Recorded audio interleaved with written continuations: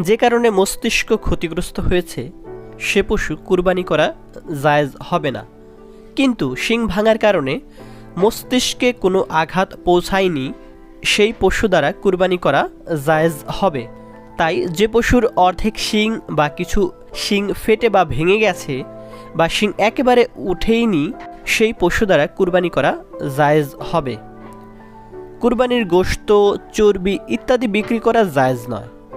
বিক্রি করলে পূর্ণ মূল্য সৎকা করে দিতে হবে। যে পশুর লেজ বা কোনো কান অর্ধেক বা তারও বেশি কাটা সে পশুর কুরবানি জায়েজ নয়। আর যদি অর্ধেকের কম হয় তাহলে তার কুরবানি জায়েজ। তবে জন্মগতভাবেই যদি কান ছোট হয় তাহলে কোনো অসুবিধে নেই, আপনি কুরবানি করতে পারবেন।